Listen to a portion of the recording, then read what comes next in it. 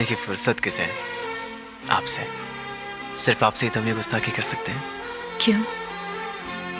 हम आपके हैं कौन हैं? मैंने कभी भी तुमसे प्यार नहीं किया। एक दिन के लिए नहीं, एक पल के लिए नहीं। सब झूठ था। सच तो ये है कि मैं राजा से बहुत प्यार करती हूँ, लेकिन ये मुझसे प्यार नहीं करता। दुनिया में हर बीमारी का इलाज है, जैसे अपाहिजों के लिए हॉस्पिटल, पागलों के लिए पागल खाने, लेकिन बेवकूफ के लिए। आपकी भाभी पूछ रही हैं कि आप घर कब तक आ रहे हैं? हमें आते आते टाइम लग जाएगा।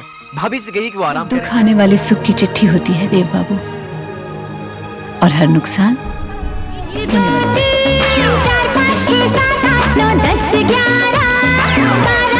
तेजाब रिलीज हो चुकी थी, लेकिन माधुरी मुंबई में नहीं थी। वो अपनी बहन के साथ अमेरिका छुट्टियां बिताने चली गई थी। राकेश नाथ ने उन्हें फोन करके बताया कि तेजाब हिट हो गई है। माधुरी को बहुत खुशी हुई, मगर उन्हें यह नहीं पता था कि भारत में वो ओवरनाइट सेंसेशन बन चुकी है। जब माधुरी अमेरिका से भारत लौटी, रिक्कू राकेश नाथ उन्हें रिसीव करने एयरपोर्ट पहुंचे। एयरपोर्ट पर भारी भीड़ माधुरी का इंतजार कर रही थी। माधुरी को देखकर लोगों ने मोहिनी मोहिनी चिल्लाना शुरू कर दिया। रिक्कू राकेश नाथ बताते हैं कि रातों रात स्टार बनने के बावजूद भी माधुरी बदली नहीं। हाँ, उनके आसपास के रहने वाले लोग जरूर बदल गए। लोगों ने उन्हें मैडम कहना शुरू कर दिया, उन्हें स्पेशल ट्रीटमेंट दिया जाने लगा, मगर माधुरी में कोई बदलाव नहीं आया। वो वही रही जो वो पहले थी। रिक्कू जी के मुताबिक स्टार बनने के बाद भी माधुरी वैसी ही अपनी जिंदगी जीती रही जैसे पहले जीती थी। उनकी बहनें भारती और रूपा विदेश से भारत आई तो माधुरी उनके साथ बड़े आराम से खाने पीने व बाजार में शॉपिंग करने जाती थी, वैसे ही जैसे पहले जाती थी। रिक्कू जी कहते हैं कि उनके कहने पर माधुरी ने बड़ी बड़ी फिल्में साइन की, फिर चाहे उन फिल्मों में उनका छोटा रोल ही क्यों ना रहा हो। रिक्कू जी के कहने पर माधुरी ने त्रिदेव फिल्म साइन की, क्योंकि त्रिदेव बड़ी फिल्म थी। रिक्कू जी के कहने पर ही माधुरी ने वर्दी फिल्म में काम किया था। वर्दी के प्रोड्यूसर्स मोरानी ब्रदर्स नीलम या फराह में से किसी एक को लेना चाहते थे, लेकिन रिक्कू राकेश नाथ जी के कहने पर उन्होंने माधुरी को साइन कर लिया। एक दफा BR स्टूडियोज में मिथुन चक्रवर्ती अपनी किसी फिल्म की डबिंग करने आए थे। वहां पर रिक्कू जी से उनकी मुलाकात हुई। रिक्कू जी ने मिथुन को माधुरी की तस्वीर दिखाई। मिथुन दा को भी माधुरी पसंद आई और उन्होंने माधुरी के साथ इलाका व प्रेम प्रतिज्ञा में काम किया। ध्यान दीजिएगा, माधुरी ने ये दोनों फिल्में तेजाब से पहले साइन की थी, मगर ये रिलीज तेजाब के बाद हुई। यानी जब मिथुन दा ने माधुरी के साथ फिल्में साइन की थी, तब तक माधुरी स्टार नहीं बनी थी। रिक्कू जी की सिफारिश पर मिथुन दा ने माधुरी के साथ काम किया था। का नाता जोड़ना चाहते थे, मगर शायद तुम नहीं जानते कि पति पत्नी के रिश्ते की बुनियाद क्या होती है। वो होता है विश्वास, भरोसा। आगे चलकर अनिल कपूर और मिथुन दा दोनों ही माधुरी का नाम डायरेक्टर्स प्रोड्यूसर को रिकमेंड करने लगे। रिक्कू जी बताते हैं कि उन्होंने जिस फिल्म को साइन करने को कहा, माधुरी ने बिना कोई सवाल जवाब किए वो फिल्म साइन कर ली। हाँ, कुछ फिल्में माधुरी ने रिजेक्ट भी की थी, जबकि रिक्कू जी चाहते थे कि माधुरी उनमें काम करे। ऐसी ही एक फिल्म थी जुदाई। जुदाई में उर्मिला मातोंडकर ने जो किरदार निभाया था, बोनी कपूर उसके लिए पहले माधुरी को साइन करना चाहते थे, लेकिन माधुरी तब एक्स्ट्रा ग्लैमरस रोल नहीं निभाना चाहती थी। माधुरी श्रीदेवी के साथ तो काम करना चाहती थी, फिर चाहे वो कोई छोटा किरदार ही क्यों ना हो, लेकिन वो तभी काम करना चाहती थी जब अपने रोल के साथ वो कंफर्टेबल हो। समाज में इज्जत दिला सकती है, देव बाबू की आंखों में हमारे लिए प्यार जगा सकती है, उन्हें एक बार छूने का अधिकार दिला सकती है। एक और फिल्म जो माधुरी ने छोड़ी थी, लेकिन रिक्कू राकेश नाथ चाहते थे कि माधुरी उसमें काम करे, वो थी वीर ज़ारा। माधुरी ने वो फिल्म इसलिए छोड़ी थी क्योंकि उस वक्त उनका पहला बेटा बहुत छोटा था और माधुरी तब पूरा ध्यान अपनी फैमिली पर लगाना चाहती थी। ऐसे ही प्रकाश झा माधुरी के साथ एक पॉलिटिकल फिल्म बनाना चाहते थे। प्रकाश झा की वो फिल्म किसी पॉलिटिशियन की लाइफ पर आधारित थी, मगर माधुरी ने इनकार कर दिया। बोनी कपूर ने एक दफा फिर से माधुरी को श्रीदेवी के साथ एक फिल्म में कास्ट करने के लिए अप्रोच किया। उस फिल्म का नाम था डबल ट्रबल। माधुरी ने उसे भी ठुकरा दिया और फिर वो फिल्म कभी बन ही नहीं सकी। रिक्कू राकेश नाथ पुराने दिनों को याद करते हुए कहते हैं कि उन्होंने और माधुरी ने साथ में संघर्ष किया है, बल्कि उस वक्त वो माधुरी से थोड़ी बेहतर पोजीशन में थे, क्योंकि तब वो रंजीता और सलमा आगा का काम संभालते थे और अनिल कपूर का काम भी वो ही देखते थे। उन दिनों को याद करते हुए रिक्कू जी बताते हैं कि वो रोज सुबह सबसे पहले अपनी बाइक से अनिल कपूर के घर जाते थे, उनका काम फिनिश करते थे। जब अनिल कपूर अपने शूट के लिए निकल जाते तो रिक्कू माधुरी के लिए काम मांगने डायरेक्टर्स प्रोड्यूसर से मिलने निकल जाते। उनके पास लिस्ट होती थी कि उन्हें आज किन किन डायरेक्टर्स प्रोड्यूसर से मिलना है। वो सबको माधुरी की तस्वीर देकर आते थे। रिक्कू जी की वो मेहनत रंग लाई, माधुरी को काम मिलना शुरू हो गया। अगर वासना ही तुम्हारे प्यार की कसौटी है, लो, कर लो इस शरीर के साथ खिलवाड़। आओ, बुझा लो अपने मन की आग। तेजाब के बाद अनिल कपूर और माधुरी दीक्षित की जोड़ी हिट हो गई। दोनों ने और भी कई फिल्मों में साथ काम किया, कुछ चली कुछ नहीं चली। रिक्कू जी ने भी माधुरी के लिए 4 फिल्में प्रोड्यूस की थी। उनमें से पहली थी साजन। रिक्कू जी की पत्नी रीमा राकेश नाथ ने साजन की कहानी, स्क्रीन प्ले और डायलॉग्स लिखे थे। साजन हिट साबित हुई थी। साजन फिल्म से हुई कमाई से रिक्कू राकेश नाथ ने अपना एक शानदार ऑफिस बनवाया। साजन के बाद रिक्कू राकेश नाथ ने प्रोड्यूस की दिल तेरा आशिक, जिसमें सलमान खान माधुरी के हीरो थे। फिर उन्होंने प्रोड्यूस की याराना, जिसमें ऋषि कपूर हीरो थे। और आखिर में प्रोड्यूस की मोहब्बत। मोहब्बत में अक्षय खन्ना थे।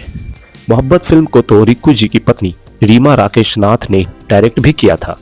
मीडिया में जो माधुरी के अफेयर्स के किस्से आते थे, उनके बारे में बात करते हुए रिक्कू राकेश नाथ ने कहा, वो सभी फिल्म के प्रोड्यूसर्स ने क्रिएट किए थे। प्रोड्यूसर्स ऐसा इसलिए करते थे ताकि फिल्म को हाइप मिल सके। माधुरी का नाम अनिल कपूर से जुड़ा, मिथुन चक्रवर्ती से जुड़ा, जैकी श्रॉफ और संजय दत्त से भी जुड़ा। लेकिन रिक्कू राकेश नाथ की माने तो वो सब बिजनेस स्ट्रेटजीज थे। जो बात इनके कानों को अच्छी लगे, जो बात इनके मन को रिझाए, वही बोलते रहो। तो सर पर बिठा करेंगे, कहेंगे देवी है, और जिस दिन अपने मन की बात कह दी तो कहेंगे उल्टा है, चरित्र ही बेचारे समाज के ठेकेदार। अरे जरा पूछो इनसे, सदियों से औरत सती होती आ रही, कभी कोई मर्द कूदा है आग में अपनी औरत के लिए? पूछो। संजय दत्त के साथ माधुरी का नाम खूब जोड़ा गया। रिक्कू राकेश नाथ इस बारे में कहते हैं, चूंकि माधुरी दीक्षित संजय दत्त के साथ कई फिल्मों में काम कर रही थी, इसलिए संजय के साथ उनका नाम सबसे ज्यादा जोड़ा गया और संजय दत्त के साथ की गई ज्यादातर फिल्में हिट साबित हुई थी। जब माधुरी ने शादी करने का फैसला किया तो इसकी जानकारी भी सबसे पहले उन्होंने रिक्कू राकेश नाथ को ही दी थी। दरअसल माधुरी अपनी बहनों से मिलने अमेरिका गई थी। वहां से जब माधुरी लौटी तो उन्होंने रिक्कू जी को फोन किया और कहा कि मेरे पास एक गुड न्यूज है। रिक्कू राकेश नाथ माधुरी से मिलने आए। माधुरी ने उन्हें बताया कि वो अमेरिका में एक लड़के से मिली और फिर उन्होंने डॉक्टर श्रीराम नेने की तस्वीर रिक्कू जी को दिखाई। रिक्कू राकेश नाथ ने भी माधुरी की पसंद की तारीफ की। आखिरकार 17 अक्टूबर 1999 को माधुरी दीक्षित और डॉक्टर नेने ने शादी कर ली। वो शादी अमेरिका में हुई थी और भारत से उस शादी में शामिल होने जाने वाले रिक्कू राकेश नाथ अकेले इंसान थे। रिक्कू जी तब 2 दिनों तक अमेरिका में रहे थे। माधुरी ने मुंबई में भी एक रिसेप्शन पार्टी रखी। मुंबई में माधुरी की रिसेप्शन पार्टी का पूरा इंतजाम रिक्कू राकेश नाथ और उनकी बेटी शाइना ने किया था। रिक्कू जी बताते हैं कि शादी के बाद माधुरी ने एक्टिंग में दिलचस्पी लेना कम कर दिया। तमाशा बनाया। आज वो अपनी इज्जत बचाने के लिए गुजारिश करने आए हैं। देवदास के बाद काफी वक्त तक माधुरी ने किसी फिल्म में काम नहीं किया। वो अमेरिका में रही, लेकिन इस दौरान वो रिक्कू राकेश नाथ के टच में रही। माधुरी दीक्षित ने 2007 में आई आदित्य चोपड़ा की फिल्म आजा नचले में काम किया। रिक्कू राकेश नाथ के मुताबिक इस फिल्म में भी माधुरी दीक्षित ने सिर्फ इसलिए काम किया था क्योंकि आदित्य चोपड़ा खुद उनसे मिलने अमेरिका के डेनवर शहर गए थे। वो मीटिंग भी रिक्कू राकेश नाथ ने ही सेटअप कराई थी। रिक्कू राकेश नाथ को आजा नचले की कहानी पसंद नहीं आई थी, लेकिन माधुरी को वो कहानी अच्छी लगी थी, इसलिए उन्होंने वो फिल्म साइन कर ली। फिल्म नहीं चली। माधुरी फिर से अमेरिका लौट गई। एक दिन रिक्कू राकेश नाथ ने रियलिटी शो झलक दिखला जा के बारे में सुना। रिक्कू राकेश नाथ को लगा कि माधुरी के लिए ये शो सही रहेगा। उन्होंने सोनी टीवी के मैनेजमेंट से बात की। वो लोग तैयार हो गए। फिर उन्होंने माधुरी को शो के बारे में बताया। माधुरी ने भी दिलचस्पी दिखाई। माधुरी ने अपने पति से शो में काम करने के बारे में पूछा। पति ने भी उन्हें परमिशन दे दी और यूं माधुरी दीक्षित झलक दिखला जा शो में जज बनी। म्यूजिक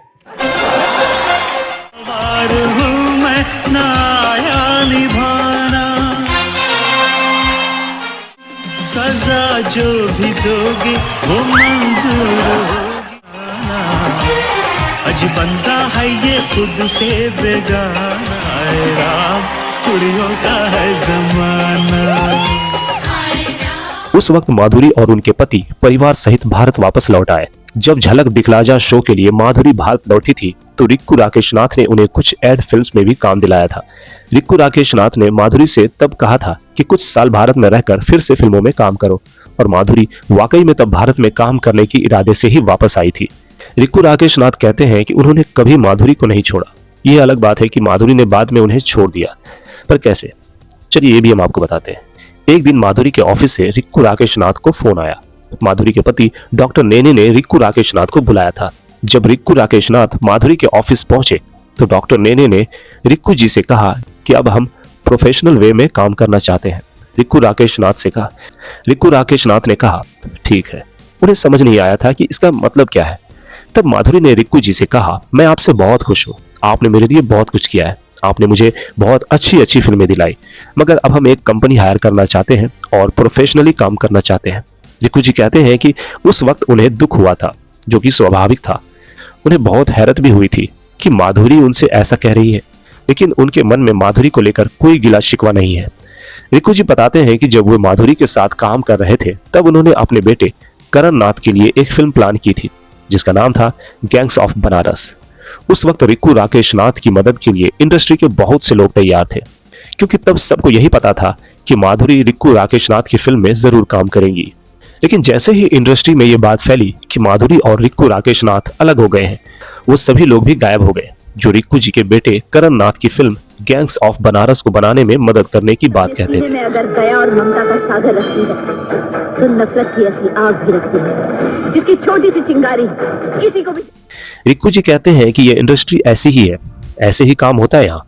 रिक्कू जी ने अपने बेटे की वो film gangs of Banaras complete की थी। वो फिल्म साल 2020 में रिलीज हुई थी और डिजास्टर हो गई थी। रिक्कू जी बताते हैं कि माधुरी से उनके पर्सनल रिलेशन कभी खराब नहीं हुए। जब उनकी बेटी की शादी हुई थी तो माधुरी भी शादी में आई थी। माधुरी के साथ उनकी माँ भी थी। बकौल रिक्कू जी, उनके और माधुरी के परिवार में किसी तरह का कोई मतभेद नहीं है, लेकिन प्रोफेशनली उन्हें माधुरी से अलग होना पड़ा और इसका उन्हें आज भी दुख होता है। उन्हें कभी नहीं पता था कि माधुरी के पति डॉक्टर नेने को उनसे कोई दिक्कत थी और उन्हें आज भी नहीं पता कि उनसे क्या गड़बड़ हुई थी। हुस्न का मजाक न उड़ा, कहीं हुस्न के हाथों तेरा मजाक ना बन जाए। मन चला है, खूबसूरत है, मगर लड़का है तू। तुझे लड़कों और मर्दों में फर्क कौन समझाए। तो दोस्तों, रिक्कू राकेश नाथ के बेटे करण नाथ वही है जो सालों पहले आई फिल्म ये दिल आशिकाना में हीरो थे। उस फिल्म के गाने बहुत चले। ये ठिकाना, ये मोहब्बत का है दीवाना, आके आशिकाना ये दिल, आशिकाना ये दिल, आशिकाना। माधुरी दीक्षित का ये किस्सा आपको जरूर पसंद आया होगा, ऐसा उम्मीद करते हैं। कमेंट करके अपनी राय या कोई प्रतिक्रिया हमें जरूर दीजिए। अगर आपको ये वीडियो पसंद आई तो लाइक करें और हमारे चैनल को सब्सक्राइब करें। मिलते हैं फिर किसी नई फिल्म और किसी नई कहानी के साथ।